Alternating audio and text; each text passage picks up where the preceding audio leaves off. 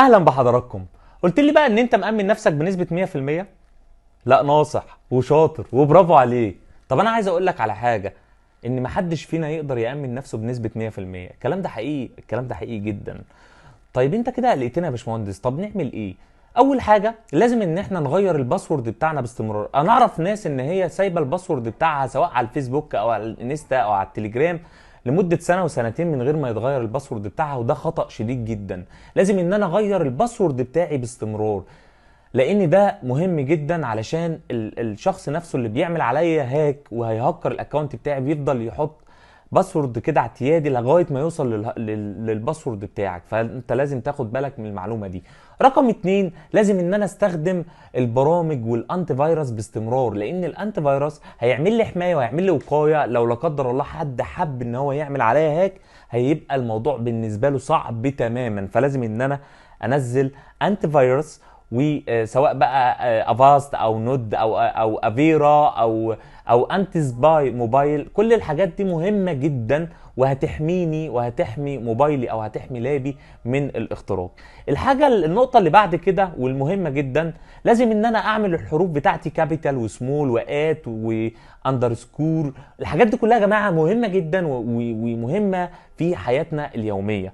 من الحاجات برضو المهمه جدا، الناس كلها بتفضل تعمل الباسورد اعتيادي وبيكون سهل وبيكون ايزي. لازم يكون الباسورد بتاعي صعب، لان الهاك لما هيزهق من حضرتك هيدور على حد تاني علشان يخترق الاكونت بتاعك. طب معظمنا بيحاول ان هو يستسهل موضوع الباسورد وبيعمل كل الاكونتات بتاعه سواء انستا او تليجرام او فيس او اي حاجه هو بيستخدمها بيعمل باسورد واحد، وده غلط جدا. طب اعمل ايه لان انا بنسى؟ طب هقول لك على برنامج مهم جدا تنزله على التليفون بتاع حضرتك، والبرنامج ده فري مجانا خالص تماما. هتنزل برنامج اسمه باسورد مانجر. باسورد مانجر البرنامج ده عباره عن ايه؟ البرنامج ده بتحط عليه الباسورد بتاعك سواء الفيسبوك وتحط الانستا، سواء بقى انت مغيرهم وبتحط حاجات صعبه جدا. طيب البرنامج ده ممكن ان انا اقدر اهكره؟ لا، ناصح وشاطر جدا وسؤال مهم جدا. لا، ما اقدرش ان انا اهكره. ليه؟ لان البرنامج ده شغال عن طريق نظام التشفير، نظام الفاير وول. انا اقدر ان انا البرنامج ده يكون متشفر تماما، فما اقدرش ان انا اوصل للباسورد بتاعي بسهوله. فالموضوع ده مهم وفي غايه الاهميه. النقطه اللي بعد كده المهمه جدا واللي لازم ان احنا ناخد بالنا ولازم ان احنا نعمل توعيه للناس عليها علشان الناس تاخد بالها منها، موضوع المصادقه الثنائيه. يعني ايه مصادقه ثنائيه؟ يعني تو فاكتور اثنتيكيشن. يعني ايه الكلام ده؟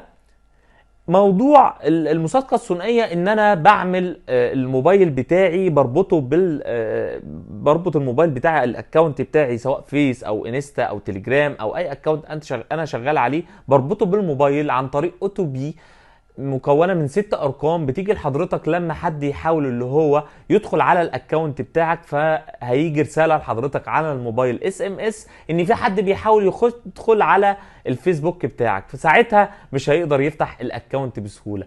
والموضوع المهم جدا اللي لازم ان احنا نتكلم فيه، ان احنا يا جماعه معلوماتنا مهمه جدا. خلي بالك المعلومه النهارده اغلى حاجه في حياتنا اليوميه، فلو معلومتك راحت منك مش هتقدر تعيش حياتك ولا هتقدر تستقر في حياتك، وانت في غنى عن ان حد يهددك ويبقى في ابتزاز الكتروني وان هو يستغل حضرتك. خلي بالك انت في خطر طول ما انت قاعد على الانترنت.